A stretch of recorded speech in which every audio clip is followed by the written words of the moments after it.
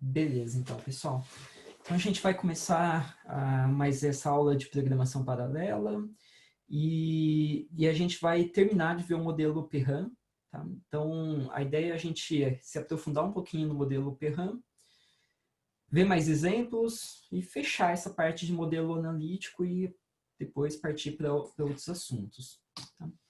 Então, para iniciar, eu acho que é legal a gente revisitar o que a gente fez na última aula, no último exemplo, né?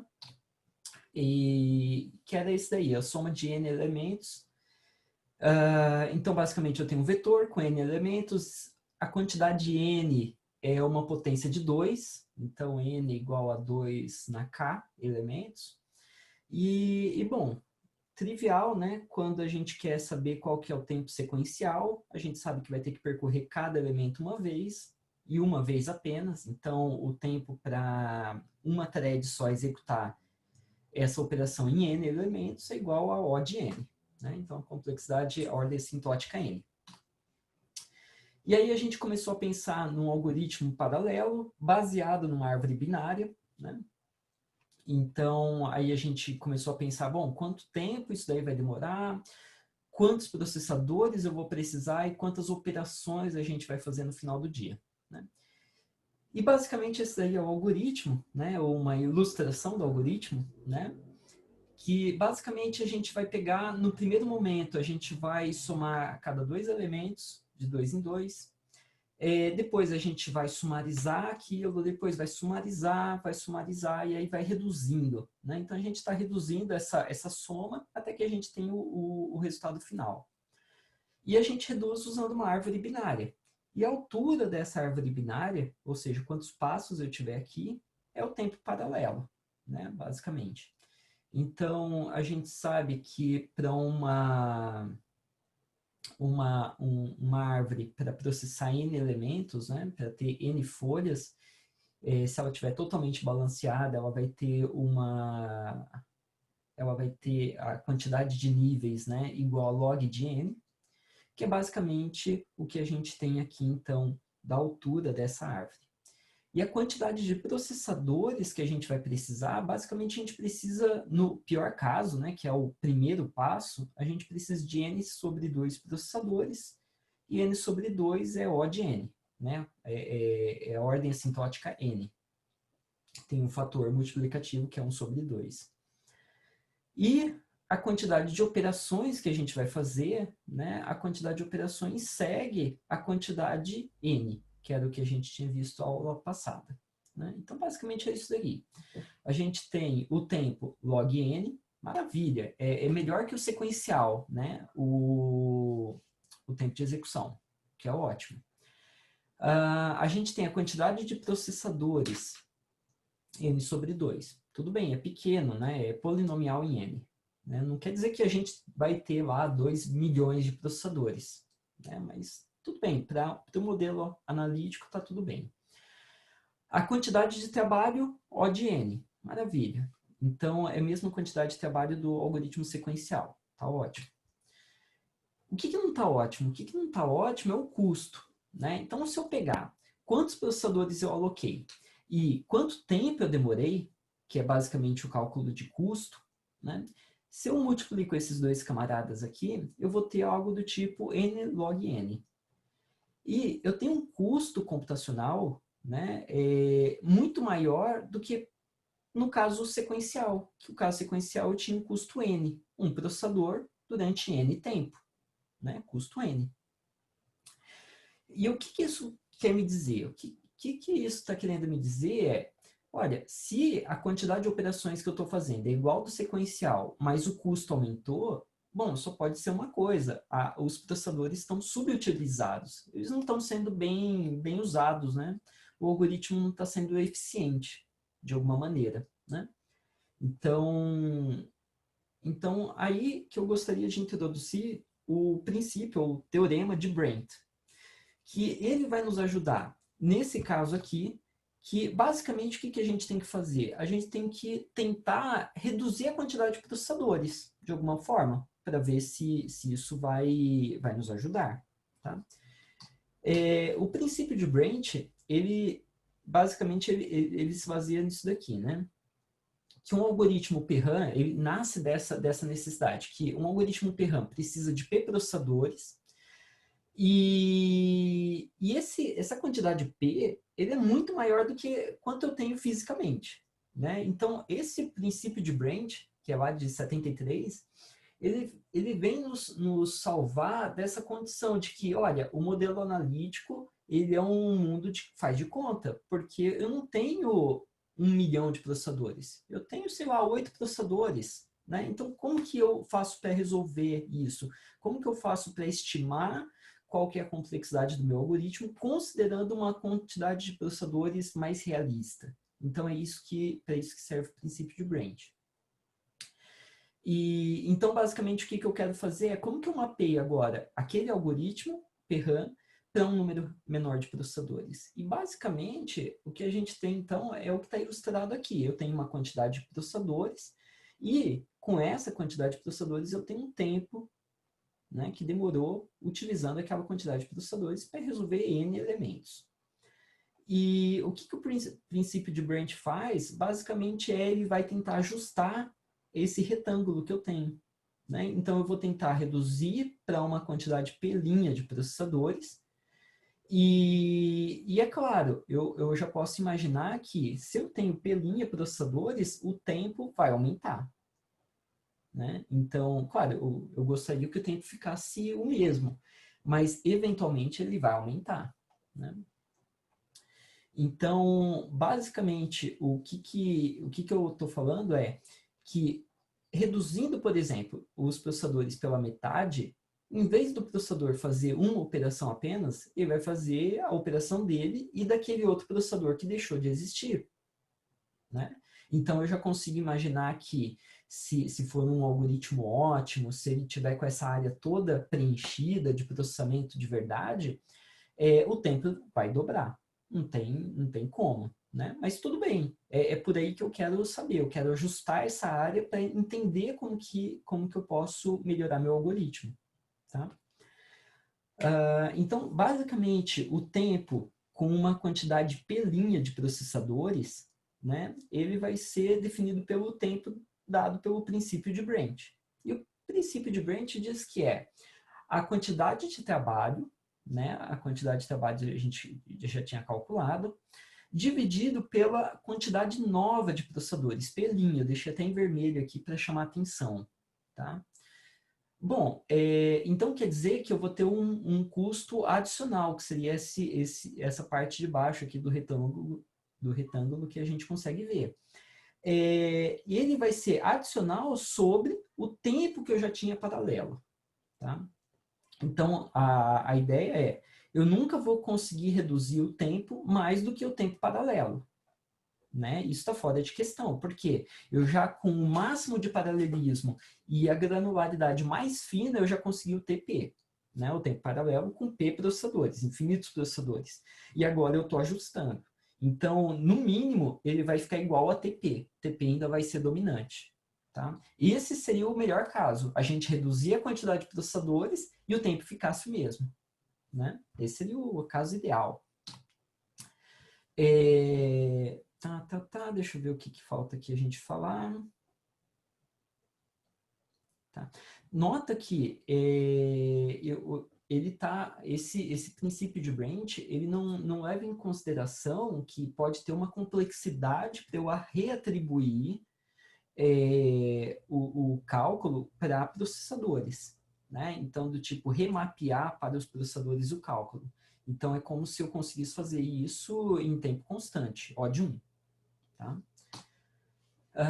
Então, o que eu estou tentando fazer é o seguinte, eu vou pegar um algoritmo Perrin ótimo, que ele é muito paralelo e ele tem um tempo de execução muito menor que o sequencial.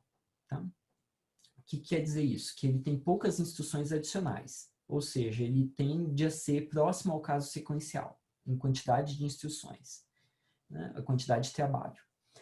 E, por exemplo, um tempo paralelo de log de n e a quantidade de trabalho O de n. Tá? Então, dessa maneira, a gente poderia pegar a quantidade de trabalho dividido por uma pelo um P' novo, somado com log n, e isso daqui ele vai ser o tempo do princípio com P' processadores.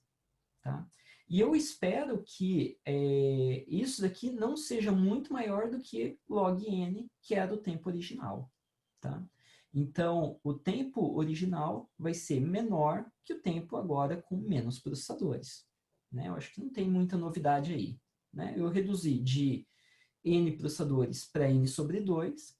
O tempo ou vai manter igual, ou o tempo vai aumentar. Não é isso? Então, vamos continuar o exemplo 1. Tá? O exemplo 1, o problema todo dele era isso daqui, que eu tinha os processadores deixavam de ser úteis ao longo do tempo. E o que a gente quer fazer agora é o seguinte, a gente quer quebrar o código basicamente em duas fases. Uma fase que vai ser sequencial, não é bem sequencial, é que cada processador vai executar o cálculo dele e que de outros processadores estariam fazendo também. Né? Então, a gente vai alocar menos processadores. Então, aqui eu aloquei, sei lá, a metade dos processadores. Agora, os processadores vão ter que fazer não um cálculo, mas 2 cálculos, né? Ou 3 cálculos. Essa aqui é a ideia, tá? E depois, eu vou ter a fase puramente paralela, né? Onde a fase que eu vou ter essa redução mais drástica.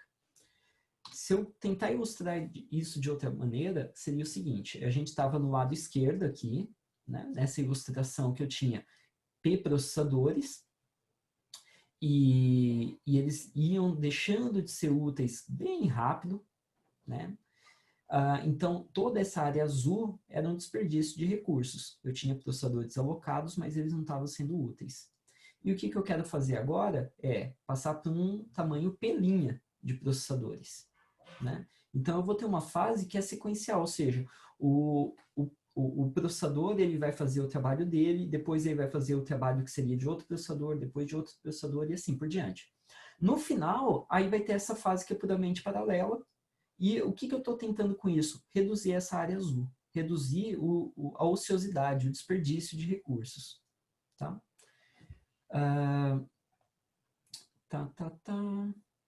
Então, basicamente assim, a soma de N elementos, o problema veio de uma granularidade muito fina, onde cada processador fazia apenas uma soma, né? Então a gente precisava de muitos processadores e logo eles ficavam sendo inúteis. Solução, aumentar a granularidade. Tá? Como que eu aumento a granularidade? Bom, vamos só aplicar o princípio de branch. A gente já fez todos os cálculos que a gente precisava. Agora a gente pode usar isso a nosso favor. Tá? E o que a gente está fazendo aqui é uma degeneração do algoritmo paralelo. Né? Então, a gente não vai pegar o algoritmo paralelo, ele poderia ter mais paralelismo, mas não, a gente vai trazer um pouco de sequencialidade nele. Tá? Bom, aí começa a pergunta. O tempo agora, o tempo novo, através do princípio de Brent, ele é dado por a quantidade de trabalho que eu estava fazendo, quantidade de trabalho era N, dividido pelo novo número de processadores, o P', mais o tempo paralelo, né, com infinitos processadores. Ele que vai ser vai ser o limitante, vamos dizer assim. Nunca a gente vai conseguir algo menor que isso. Então, o que a gente tinha de tempo paralelo? Era log de n, né, que era a nossa árvore. Então, agora a gente pode tentar algum p aqui para não aumentar muito o tempo paralelo. Né? A gente quer que o tempo paralelo seja ainda muito menor do que o tempo sequencial. Então, a gente tem que manter isso na cabeça. Tá? Então, eu posso pensar que, bom, e se eu usasse, em vez de N processadores, se eu usasse log de N processadores? Né? Log de N é menor que N. Então, eu estou reduzindo a quantidade de processadores. Bacana. Bom, então, basicamente, eu teria isso daqui. Né? N sobre log N mais log N. E vamos supor que N sobre log N, se isso daqui for menor do que log N, quer dizer que o novo tempo vai ser dominado por log N, o que é ótimo. Né? Agora, se N log N, N sobre log N, for maior do que log N, então quer dizer que eu aumentei a complexidade do meu algoritmo, né? A ordem assintótica dele aumentou, e isso é péssimo para os negócios, né? Porque quer dizer que eu não estava tão bom quanto eu estava no primeiro algoritmo que eu tinha, tá? E, então, basicamente, a gente quer saber qual desses caras aqui é o maior, tá? Bom, a gente pode fazer até um gráfico para observar, e a gente nota que n sobre log n é maior, né? Ele é dominante.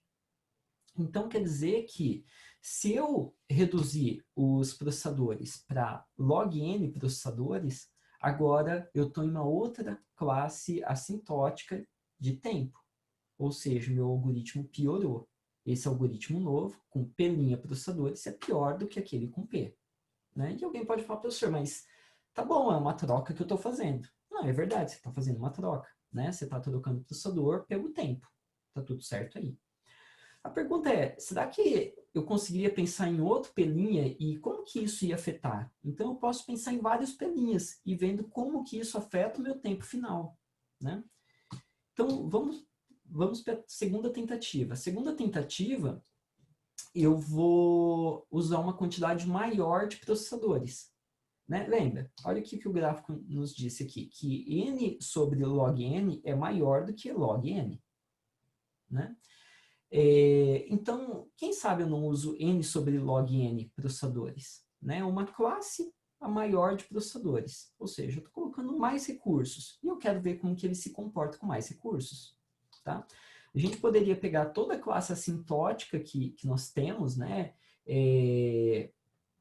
Log n, n sobre log n ao quadrado. A gente pode tentar a quantidade de processadores passando por várias ordens assintóticas e a gente vê como que ele se comportaria, o algoritmo, pelo princípio de Branch.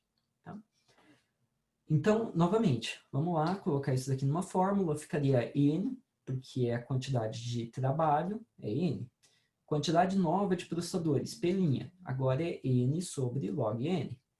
E o tempo sequencial, o tempo paralelo com infinitos processadores, que era log de n. Tá? Isso daqui vai ser, então, igual a n vezes log n sobre n. Então, o que nós temos aqui, a gente cancela esse n com esse n, a gente vai ter log n mais log n, que é igual a 2 log n. Uma constante qualquer multiplicada por uma função que é relativa a n, a gente sabe que a complexidade, a ordem assintótica, vai ser aquela função. Né? Então, basicamente, a gente joga esses dois fora aqui. E aí a gente chegou numa ordem assintótica log n.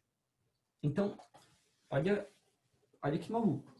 A gente pegou um programa, um algoritmo, a gente usou n processadores. E com n processadores, a gente tinha o tempo de execução paralelo igual a log n. Legal. Agora a gente pegou e falou, não, eu não tenho n processadores, eu tenho n sobre log n processadores. Menor que n. Né? Eu dividi o n.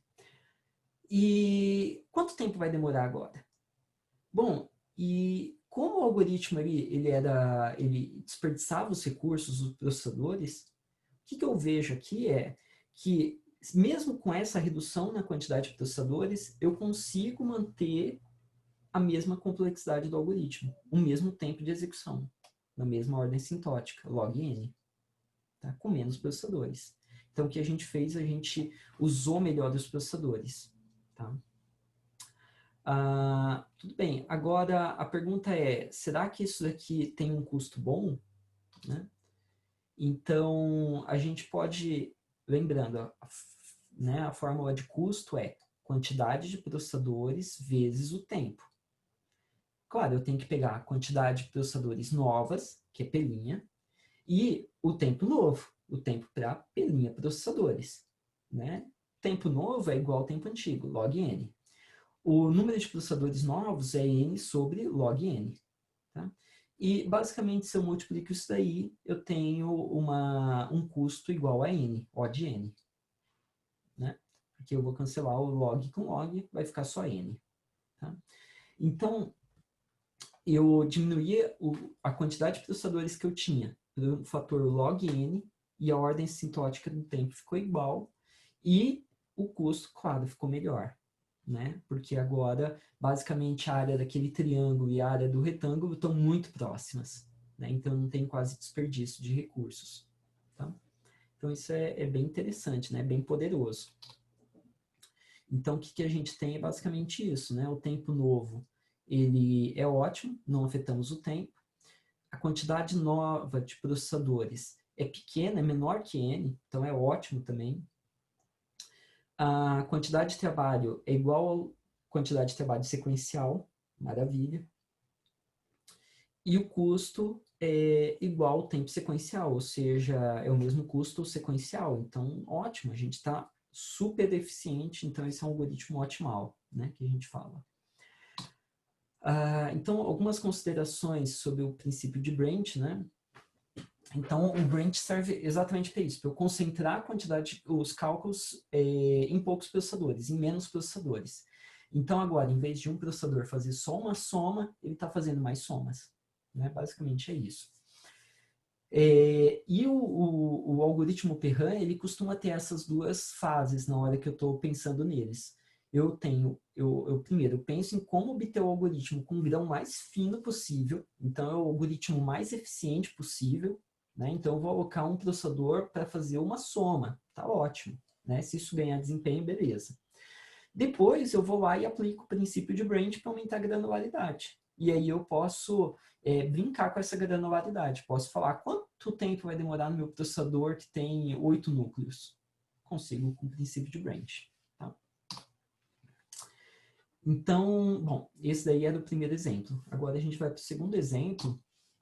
E o segundo exemplo, a gente vai sair um pouco de vetor, quer dizer, não, a gente vai continuar em vetor, só que a gente quer fazer uma outra operação, a gente quer ordenar um vetor. Tá? E a ordenação de vetor, eu posso pensar em vários algoritmos, quicksort seria muito bom, né, sequencial, mas eu vou pensar num algoritmo mais simples, no bubble sort, tá?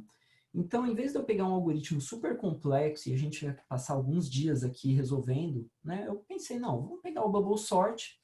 O que o bubble sort ele faz? Basicamente, esse daqui é o código dele. Ele tem um laço de repetição que vai até n, né? O segundo laço de repetição, ele vai para n-1. Tá? Essa é a ideia. Na verdade, a gente pode fazer para que cada iteração ele ande menos. Tá? Então, ele vai para n-1, n-i, a gente poderia fazer. Tá? Esse seria o algoritmo mais otimizado. Então, em vez de ir para n-1, ele ir para n-i. Tá? E o que ele faz é muito simples. Ele vai percorrendo o vetor e vai procurando os vizinhos, vendo vizinhos que estão fora de ordem. Então, eu quero ordenar o vetor em ordem crescente. Então, se eu vejo dois vizinhos e eles não estão em ordem crescente, eu mudo eles de lugar. Né? Que é basicamente o que a gente faz aqui nessas três linhas de código. Temp recebe a array recebe agora a posição do vizinho, e o vizinho recebe aquela posição que tinha lá anteriormente, o temporário. Tá? A primeira pergunta é, qual que é o tempo sequencial desse cara aí? Né? Então, alguém já pode falar, professor, olha, é um laço dentro de outro laço e eles estão indo até n. Então, a gente sabe que isso daí é n vezes n, né? Então, n ao quadrado. Bom, eu posso falar, tá bom, e se eu otimizar o algoritmo e fazer n menos i, né? Que seria a versão um pouquinho melhor. Qual que é o tempo sequencial? Bom, basicamente o que eu estou falando é o seguinte, que na primeira iteração eu vou fazer isso daqui. Eu vou passar por todo o vetor fazendo comparação e trocas, se forem necessárias. Comparo, troco, né? Se for necessário. Ou seja, se entrar no if, eu faço o swap, né? Eu faço a troca. Mas eu sempre estou fazendo o if, sempre comparando. Comparo, beleza. No final da primeira passada, o que eu tenho uma garantia é de que o maior elemento, ele foi caminhando, como se fosse por uma bolha, né? Ele foi caminhando para a posição maior. Então, no final da primeira iteração, o maior elemento já está na posição correta dele. No final da segunda iteração, o segundo maior já está lá. No final da terceira, o terceiro maior está lá. E na última iteração, eu só teria que fazer a troca, a verificação desses dois últimos. Tá? Então, o que eu tenho aqui, basicamente, é qual o tempo que demora, né? Eu demoro, bom, aqui é a operação sobre um elemento, depois a operação sobre 2, operação sobre 3, sobre 4, sobre 5, sobre 6, 7, 8, 9, 10, sobre N elementos. Né? Então, basicamente, a gente tem um somatório, né? E a somatório seria esse tempo sequencial, né? Onde eu estou indo de i igual a 1 até n, somando i. Né? Então, aqui demora um tempo. No caso seguinte, demora 2 tempos, 2 unidades de tempo. Depois, 3 unidades, 4 unidades, 5, 6, até n unidades de tempo. Tá? Então, basicamente, o que a gente tem é isso. A quantidade de tempo que demora é n vezes n mais 1 sobre 2. Tá? Ou seja, vai dar n ao quadrado mais n sobre 2. Qual que é a ordem assintótica de n ao quadrado sobre 2 mais n sobre 2? Bom, n ao quadrado, né? Ele que é a maior porção, ele que é o dominante. Tá? Então, o tempo sequencial continua n ao quadrado. Tá? Então, nota que interessante. Né? Se a gente está um pouquinho enferrujado lá em complexidade de algoritmos, né? Análise de algoritmos, é interessante a gente notar que a gente otimizou o algoritmo para que ele não tenha que fazer as operações até o final. Claro que a gente, quando executar esse algoritmo, ele vai ficar um pouco mais rápido, mas a ordem assintótica dele ainda não mudou. Tá? Ele ainda é dominado por n ao quadrado, operações. Tá? Então, a ordem assintótica superior e inferior vai continuar sendo n ao quadrado. Tá? Então, isso é bem interessante da gente pensar. Tá? Joia. Como que eu faço o algoritmo paralelo desse cara aqui? Né? Essa é a dúvida. Então, eu posso pensar assim. Como que eu vou paralelizar isso? Bom, sei lá, eu coloco um processador para cada N. Vamos começar assim. Então, eu vou colocar para cada elemento aqui, né? Ou para cada um desses arcos, eu poderia colocar um processador alocado. Então, eu coloco N-1 processadores. Tá? E eu bato a palma, né? Bate o ciclo de relógio e eles fazem as trocas com os vizinhos. Bate o ciclo de relógio, ele faz as trocas com o vizinho. Então, cada passo, todos fazem troca com todos. Pô, é um baita de um algoritmo. Né? Pensa bem, em um tempo 1, eu faço a troca com os vizinhos. Tempo 1, faço a troca de todos os vizinhos. Tem um grande potencial esse algoritmo, né? Ele poderia sair de n ao quadrado e para O de n, né? Porque em n passos já estaria pronto. Calma lá, né? A gente tem um probleminha aqui. Então, o que eu estou falando é, se eu colocar um processador para cada par de elementos, eu vou ter trocas que vão acontecer ao mesmo tempo. Então, basicamente, eu coloquei a setinha errada aqui. Essas dois arcos aqui, o preto e o vermelho aqui embaixo, eles vão ocorrer na mesma hora. Por quê? Imagina que o vetor inicial é 4, 3, 2, 5. O processador que está entre o 4 e o 3 vai fazer a troca, porque o 4 está fora de lugar com o 3, não está em ordem crescente. E, ao mesmo tempo, o 3 e o 2 não estão em ordem crescente. O processador que está aqui com o arco vermelho, ele também vai tentar trocar ao mesmo tempo. E, basicamente, eu não sei qual que vai ser o resultado final. Né? Qual que vai ser o resultado final? O 2 vai ficar aqui na segunda posição? Ou será que o 2 vai desaparecer porque, nota, eu tenho um problema de coerência aqui. Né? Eu estou fazendo duas trocas ao mesmo tempo. E pode ser que o 2 estaria sendo colocado na posição 3 e o 3 na posição 2, mas enquanto isso, o outro processador foi lá e colocou o 4 aqui em cima do 2. E eu perdi o 2 não existe mais. Né? Ou não, pode ser que ele exista e o 4 desapareça. Então eu vou ter algum problema, porque qual que é o problema fundamental? O processador aqui, ele está tentando escrever na posição, o processador vermelho está tentando escrever na segunda posição de memória, enquanto o primeiro processador está tentando escrever na segunda posição de memória ao mesmo tempo. Então, é um problema seríssimo de coerência. Então, isso não pode acontecer, né? É um algoritmo mágico que eu espero que sei lá, um truque, um passe de mágica solucione ele. E não tem passe de mágica, tá? Então, o que a gente pode tentar fazer seria o algoritmo odd-even transposition. Esse algoritmo, ele faz algo muito parecido com o bubble sort, tá? Mas ele faz primeiro com os pares, depois com os ímpares. Primeiro com os pares, depois com os ímpares. Então, o que eu tô fazendo? Seria mais ou menos aqui, ó. Isso daqui é uma imagem que eu peguei de um livro, né? Então, nós temos aqui, olha de cima para baixo, e cada linha dessa é uma etapa do algoritmo. Então, a gente pode ver que ele vai comparar o 2 e o 8, ele vai comparar o 6 e o 3, o 7, o 9, o 1 e o 4. Se tiverem fora de ordem, ou seja, se não tiver em ordem crescente, se o lado esquerdo for maior que o lado direito, ele vai trocar a ordem deles dois. Então, por exemplo, aqui, o 6 e o 3. O 3 tá menor que o 6, então ele tem que vir para o outro lado. Então, na primeira passagem, eu comparo esses caras e faço a troca. Ó.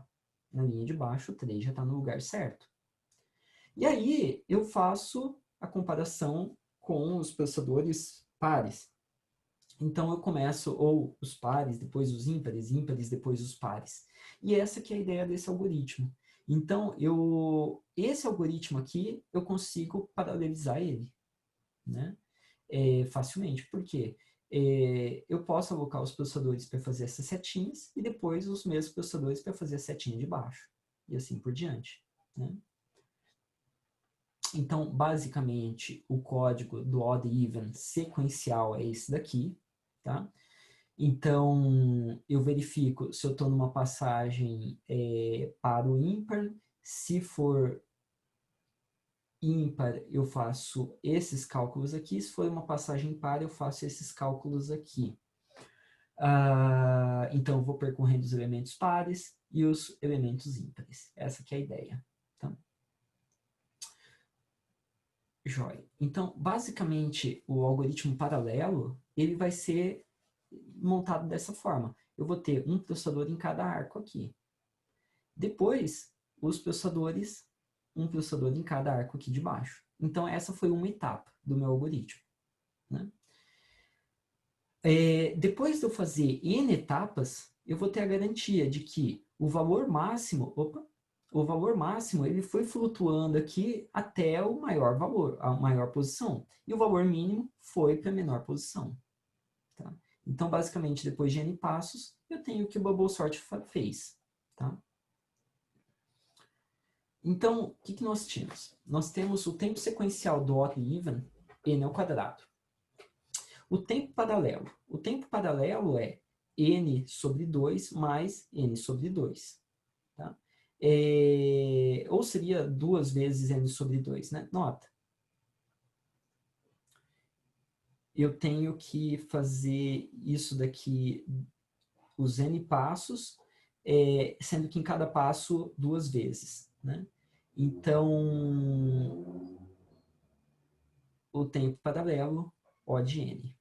A quantidade de processadores. A quantidade de processadores, n ao quadrado, n sobre 2. Né? Com metade do vetor sendo processadores, está tudo certo. Ou seja, complexidade O de n. O custo, n vezes n, n vezes n. Né? Por que n vezes n? Bom, porque eu tenho que... Opa, pera lá. Antes de falar do custo, vamos falar um pouquinho do trabalho. O trabalho, eu tenho n passos e cada passo eu faço n operações sobre 2 mais n operações sobre 2. N ao quadrado operações ao total. N ao quadrado operações é igual ao tempo sequencial. Tá ótimo. O custo, eu tenho o custo de n processadores em um tempo n, ou seja, o custo n ao quadrado. Novamente, igual ao sequencial e é igual à quantidade de trabalho. Ou seja, é um algoritmo ótimo. Tá? Então, eu tenho um algoritmo que ele se baseou no algoritmo sequencial que não era ótimo, tá? Então, o Bubble Sort não é o melhor algoritmo sequencial que a gente conhece para fazer o ordenamento, mas é um algoritmo simples para eu paralelizar, tá? E eu saí da ordem de complexidade n ao quadrado, fui para a ordem de complexidade n, né? Quantos processadores eu usei? O de n. Tá? Eu poderia usar agora o princípio de Branch para ver como ficaria quando eu reduzisse a quantidade de processadores. Tá? Joia. Terceiro exemplo. Então, a gente viu, primeiro, para a gente somar todos os elementos no vetor, depois a gente viu o Bubble Sort. Agora, a gente está a fim de fazer alguma coisa um pouco mais complexa, tá?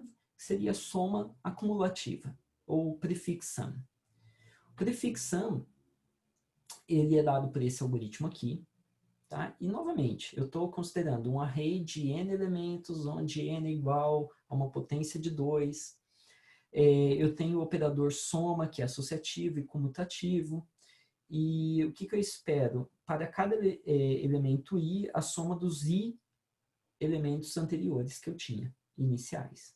Tá? Então, basicamente, é isso daqui que eu quero. Eu quero que o novo vetor de resultados, o primeiro elemento seja igual ao primeiro elemento do vetor original. O segundo elemento, eu quero que ele seja a soma desse elemento com a soma dos anteriores, ou seja, A1. O terceiro é ele com a soma dos anteriores. O quarto é ele com a soma dos anteriores. O quinto é ele com a soma dos anteriores. Então, basicamente, o que eu tenho que fazer nesse algoritmo sequencial é percorrer o vetor. Então, eu vou sempre acumulando e conforme eu acumulo, eu sei qual que é o valor novo. Então, vamos voltar no algoritmo aqui, ó. E dá para ver que eu tenho um laço de repetição que vai de 1 até o n, né? E o que ele está fazendo? Ele sempre pega o resultado anterior, né? E com o atual e acumula, tá? E coloca no resultado. Então ele sempre vai acumulando o resultado anterior com a posição atual do vetor e vai acumulando no próximo resultado. E assim por diante. Tá? Nota que esse algoritmo é altamente sequencial, né? Porque ele tem uma dependência. Então, isso que é uma coisa importante para a gente notar nesse algoritmo aqui, nesse exemplo, que ele é altamente sequencial por causa que ele existe uma dependência direta. Tá? Então, a palavra-chave aqui é dependência. Eu dependo dos cálculos anteriores para eu calcular o próximo elemento. Por isso que ele é sequencial. Né? Bom, a gente pode tentar uma abordagem aqui para tentar ganhar desempenho nesse algoritmo. Tá? E uma abordagem seria dividir e conquistar. Tá? Então, basicamente, eu vou ter a fase de dividir. O que é a fase de dividir? Vamos supor que eu pego o vetor, quebro em 2. Vamos colocar 2 agora, tá? Depois a gente pode quebrar em mais pedacinhos. Mas eu quebro ele em 2. E o que eu estou interessado em fazer é o seguinte. Eu vou fazer o prefixando para cada um desses pedaços do vetor. Tá? Então, eu calculo sequencial. Tá? Então, eu coloco um processador para fazer esse lado, um processador para fazer esse lado. Tá? É só uma prova de conceito. Então, o processador vai fazer A1, A1 mais A2, A1 mais A2 mais A3, A1 mais A2 mais A3 mais A4 e assim por diante. Do outro lado, o processador só vai fazer A n sobre 2 mais 1, que é esse elemento aqui, o primeiro verdinho aqui, e depois ele vai somar com esse cara, depois vai acumular com esse, depois vai acumulando com esse e assim por diante. Né? E vai acumulando com os próximos elementos. Beleza. Depois que isso daqui está pronto, o que eu vou fazer? Eu vou fazer a fase de conquistar, porque eu já dividi. E conquistar basicamente eu vou pegar o resultado desse último elemento aqui, o AN sobre 2, e eu vou somar ele com cada um dos resultados desse vetor aqui. Né? Que é basicamente o passo que eu tenho que fazer. E esse passo aqui, olha que interessante. Quando eu quebrei em 2 aqui, eu usei 2 processadores. Mas na fase de conquistar, eu uso N sobre 2 processadores. Né? Então, basicamente o que eu estou fazendo é isso daqui. Ó. Na fase de dividir, eu faço sequencial bonitinho aqui.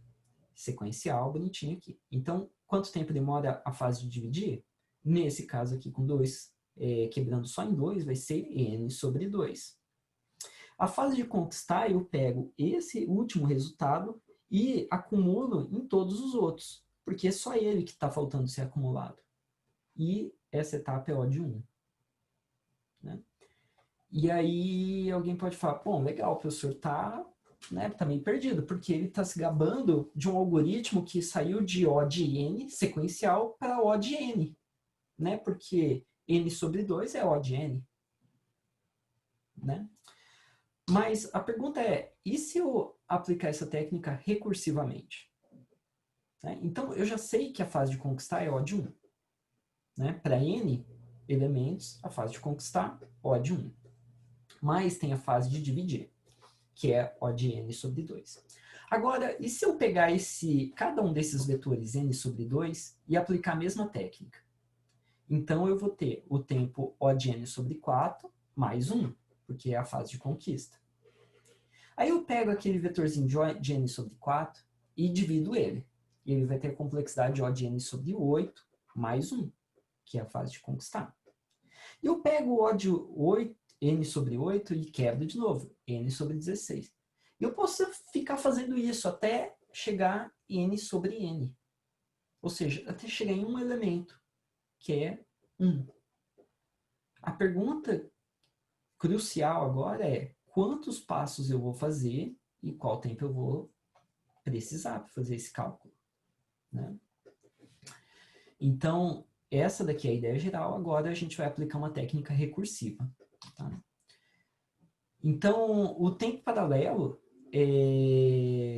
basicamente vai ser N sobre 2 mais 1, depois N sobre 4 mais 1, depois N sobre 8, depois N sobre 16, N, e daqui a pouco N sobre N. N sobre N, eu sei que para calcular a soma cumulativa de um elemento só é O de 1.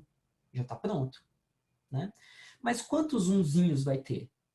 Nota, novamente, é muito parecido com o primeiro exemplo que a gente viu aula passada. Né? Eu estou fazendo 2 elevado a k, até que chego onde, quer dizer, 2 elevado a 1i aqui, até que eu vou distribuindo ele até que chega 2 elevado a k, que é igual a n. Não é isso? Então, eu vou ter k vezes o número 1 aqui. Tá? Ou seja, quantos passos eu vou precisar? Eu vou precisar de log n passos, sendo que cada passo tem O de 1 de complexidade. Tá? Joia. Quantos processadores eu vou precisar? A quantidade de processadores que eu vou precisar não é tão trivial assim de se pensar, né? Por quê? Porque eu sei que, vamos voltar aqui, eu sei que no caso de conquistar, né, eu vou precisar aqui de N sobre 2 processadores para conquistar. Mas eu não sei, na hora de dividir, quantos processadores eu preciso. Por quê? Eu vou quebrar isso, eu vou quebrar, eu vou quebrar, eu vou quebrar. Então, eu não sei quando eu tiver nessa técnica recursiva, quantos processadores eu preciso dar para dividir e quantos para conquistar eu sei, mas para dividir eu não sei. Né? Então, basicamente, eu quero o maior número entre quantos processadores eu preciso na hora de dividir e quantos eu preciso na hora de conquistar.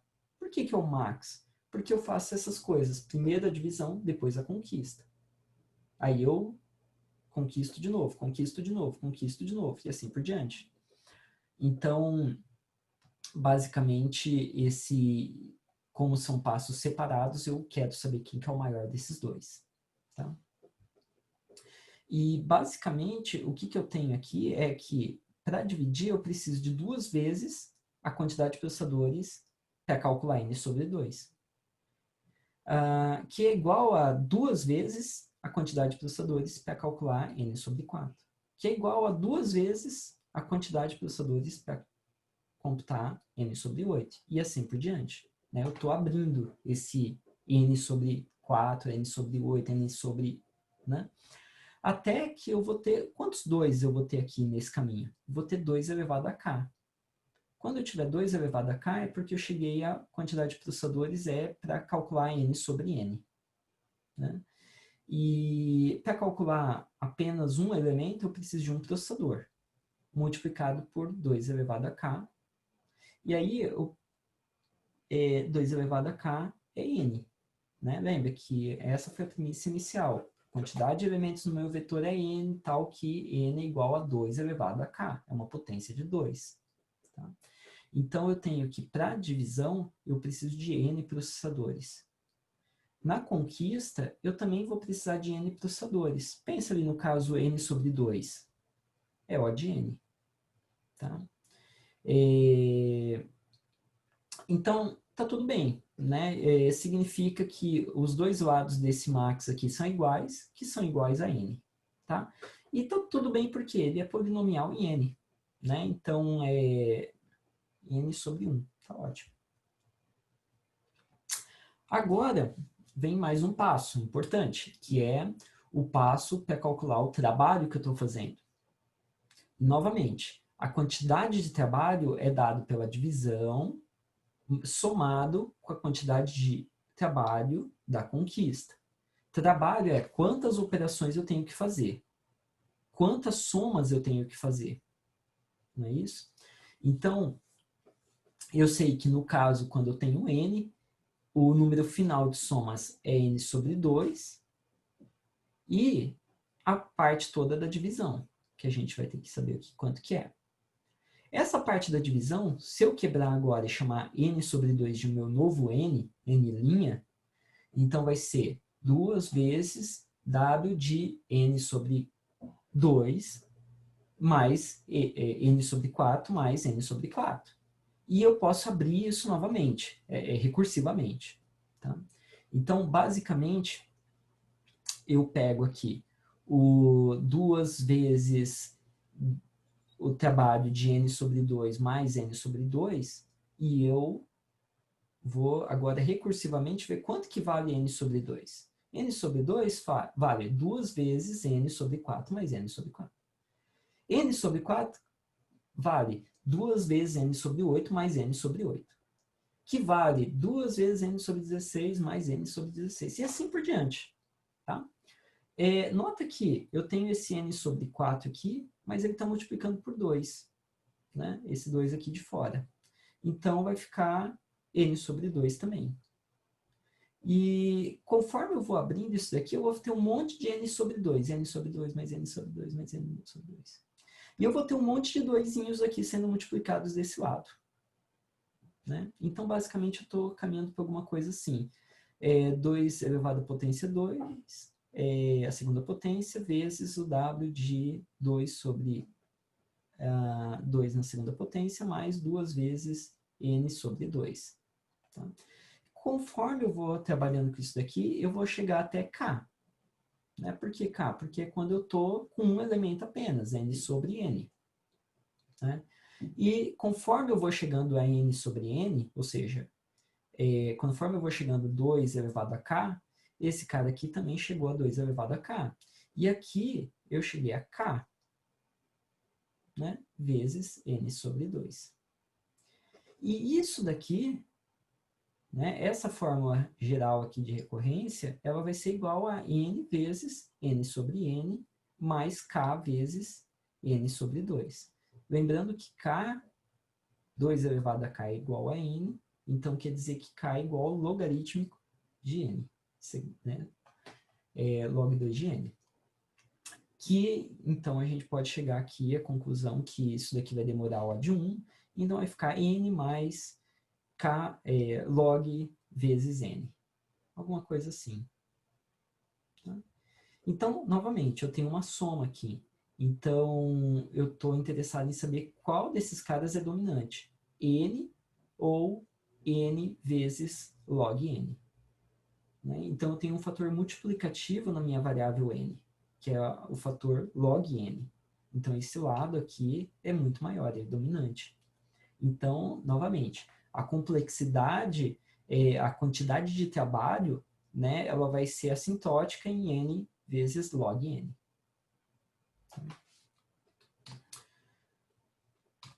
Professor, estou meio perdido. Tudo bem, estamos juntos. Então, eu também, né, eu falei, mas será que é isso? Será que eu fiz tudo certo? Vamos pensar num caso pequeno, tá? Vamos pensar num caso que eu tenho 8 elementos apenas para fazer a soma cumulativa, tá bom? Então, eu tenho, na última fase da soma, eu só tenho que pegar o último elemento e somar em todos os da direita aqui. Mas antes disso, eu tive que fazer o prefixamos desse lado aqui, do n sobre 4, e desse outro lado aqui. Legal. Então, eu tive que fazer quantas operações aqui? N sobre 2. Mas antes, eu tive que fazer n sobre 2 novamente. Mas antes, eu tive que fazer n sobre 2 operações. Nota que é sempre n sobre 2 operações que eu estou fazendo. Agora, isso daqui é uma árvore binária, né? Ele está abrindo. Até que eu chego em igual a um nó. Tá? Quantas vezes, então, se é uma árvore binária de 8, eu tenho 3 passos. Né? O meu K é igual a 3, que é 2 elevado a 3 é igual a 8. Tá? Então, basicamente, é isso aí que eu tenho mesmo. N vezes log N. Né? Então, eu tenho log N operações, que é a altura da minha árvore. Em cada uma das etapas da minha árvore, eu fiz N operações, O de N operações. Tá? A gente pode discutir isso aí um pouquinho mais depois. Tá. Então, vamos resumir onde que a gente está aqui. Né? A gente vai fazendo um monte de cálculo, chega uma hora que a gente tem que parar e voltar.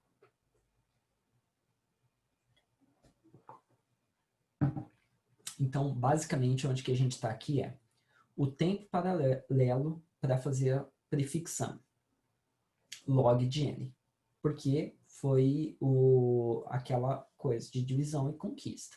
Né? É uma árvore. Quantos processadores eu preciso? Eu preciso de n processadores. Legal. Quanto trabalho, quantas operações eu vou fazer? Quantas vezes eu vou somar coisas? Eu vou somar n vezes log n. E n vezes log n é muito maior do que n, que eu tinha originalmente, que era o tempo para uma thread só. Né? Uma thread só era só percorrer o vetor. Agora, para eu quebrar esse problema que era altamente sequencial, eu tive que fazer mais operações. E esse foi o preço que eu tive que pagar. Né?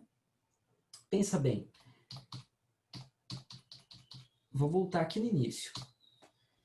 Olha só o tempo que eu tinha sequencial. Sequencial era só percorrer todos os elementos uma vez. N. Agora, quantas operações eu tenho que fazer no caso paralelo? Eu tenho que fazer N operações mais N sobre 2 operações. Então, nota que eu tenho um custo aí envolvido, adicional. Né? Não é a mesma ordem assintótica. Né? E é isso que a gente mostrou aqui com a quantidade de trabalho. Tá? Então, é o preço que eu estou pagando, tá? Para quebrar esse algoritmo altamente sequencial. Se ele fosse altamente paralelizável, não ia ter custo nenhum. Seria um problema simples. Tá? E o custo dele? O custo dele é a quantidade de processadores, que é n, vezes o tempo. Então, o custo dele é n log n. Quer dizer mais ou menos o seguinte, nota que o custo e a quantidade de trabalho são iguais, são da mesma ordem assintótica. N log n, N log n. Quer dizer que eu não tenho processador ocioso. Eles estão ali, ó, fazendo cálculo direto. Mas mesmo assim, quer dizer, com isso eu consigo reduzir o tempo de execução, maravilha. Mas a quantidade de operações é bastante grande. Tá? Então, basicamente aqui, não vale a pena tentar usar o princípio de branch para ajustar o retângulo, porque eu não tenho o mesmo caso que eu tinha lá no primeiro exercício, que eu tinha aquele triângulo, ou seja, eu tinha uma grande quantidade de processadores ociosos. Aqui eu não tenho grande quantidade de processadores ociosos, eles estão ativos o tempo todo. Tá? Professor, eu posso usar o princípio de branch mesmo assim, porque eu quero saber como que vai quando eu tiver 8 processadores? Pode usar também. Tá? Mas eu estou dizendo que o princípio de branch aqui não vai me ajudar a reduzir o custo, nada assim. tá? Essa que é a ideia. Joia, então esse daí foi o último exemplo, tá? E agora a gente vai falar um pouquinho do fechamento, tá?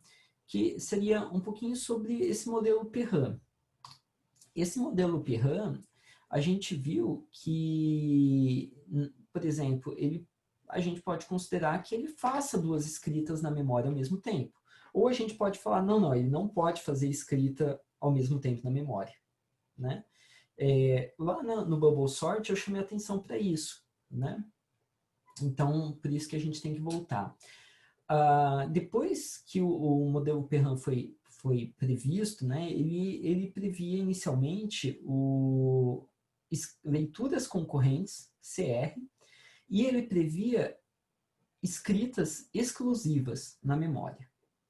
Tá? Então, esse daqui é o modelo, vamos dizer assim, o modelo tradicional, o modelo padrão do Perrin.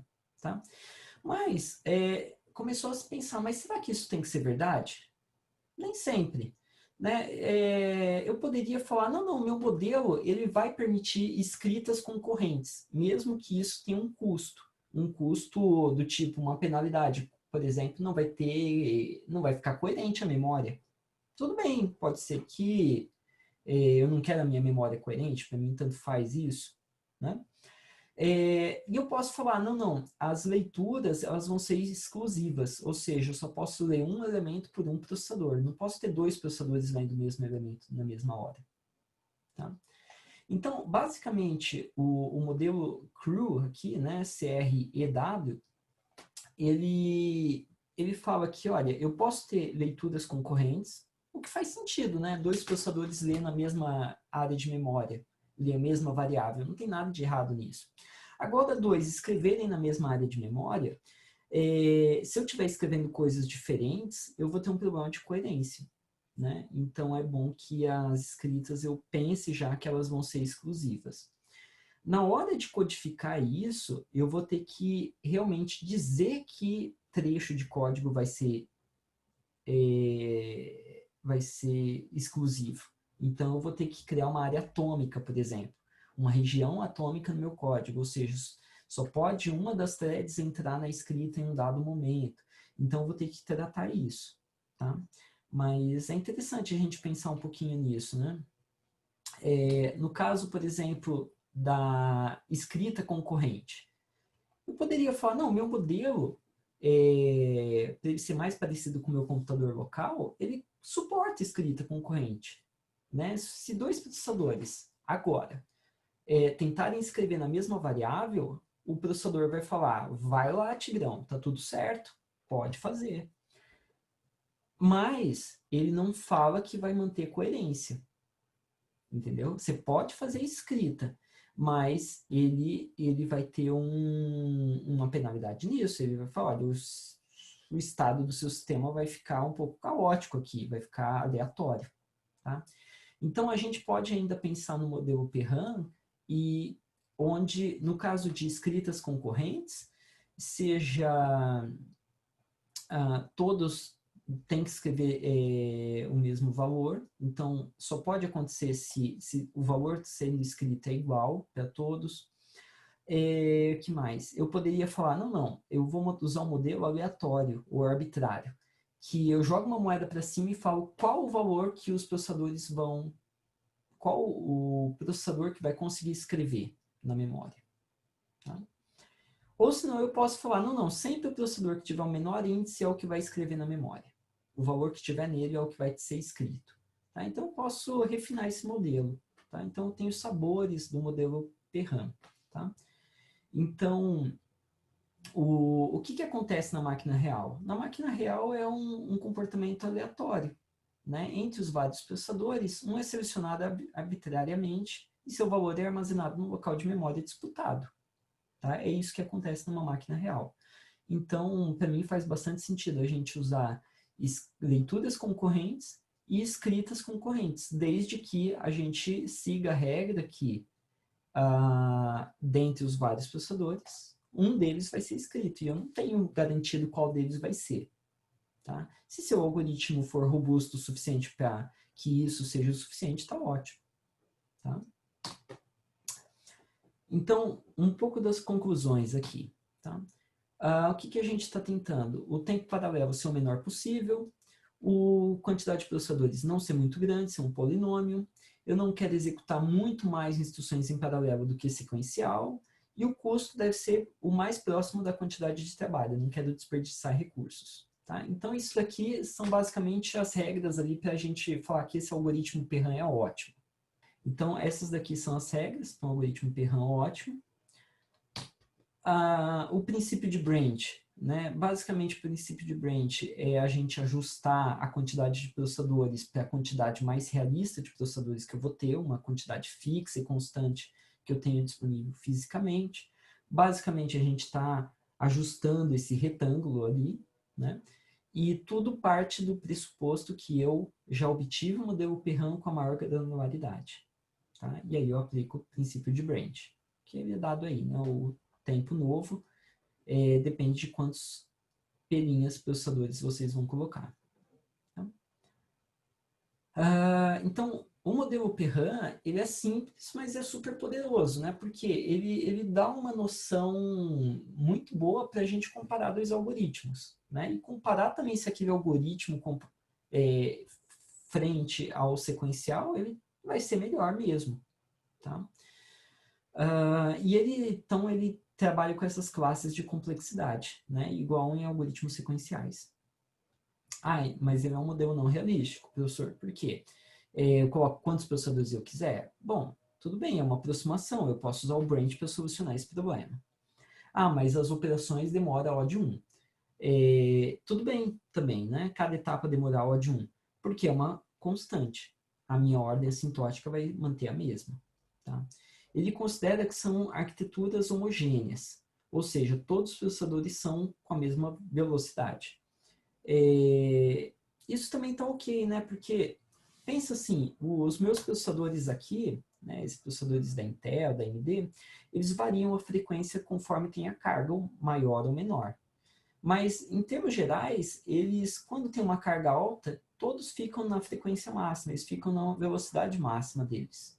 Né? Então, acho que estaria ok para resolver problemas grandes, todos estariam com uma carga alta, estaria com a frequência alta. Tempo uniforme para todos acesso à memória. Bom, qualquer acesso à memória tem um tempo uniforme. Bom, isso não é bem realista, né? Porque eu não estou considerando interconexão, não estou considerando memória cache, e isso vai ter um impacto perceptível, né? Um acesso à memória demorar um ciclo, ou um acesso de memória demorar 400 ciclos, o seu código vai ver uma diferença, né? Mas, novamente, é uma constante. A ordem assintótica permanece a mesma. Tá? A ordem de complexidade permanece a mesma. Claro que se eu ajustar isso, eu consigo fazer ele ficar 400 vezes mais rápido. Né? Ótimo para os negócios. Tá? Mas nota que é um modelo analítico. Tá? Então, se eu tiver um tempo paralelo de log n com uma quantidade de processadores igual a n, eu posso, por exemplo, falar em uma quantidade de trabalho igual a n, eu poderia quebrar a quantidade de processadores para n sobre log n, que é muito menor do que a quantidade de processadores, e continuar executando em log n, como a gente fez lá no primeiro exercício. Né? Então, é fantástico isso. A gente consegue ver como reduzir a ociosidade do sistema. Tá? E, por outro lado, a gente também começa a pensar, como programador, se eu começar a criar um monte de threads, infinitas threads, que eu vou fazer um baita de um desperdício. Porque eu tenho, primeiro, eu não vou ter infinitos processadores, e segundo, que eu vou estar gastando recursos para criar esse monte de thread, para depois fazer uma soma apenas. Tá? Então, eu acho que isso daqui são as partes principais para a gente levar para as próximas aulas, que já vão ser práticas.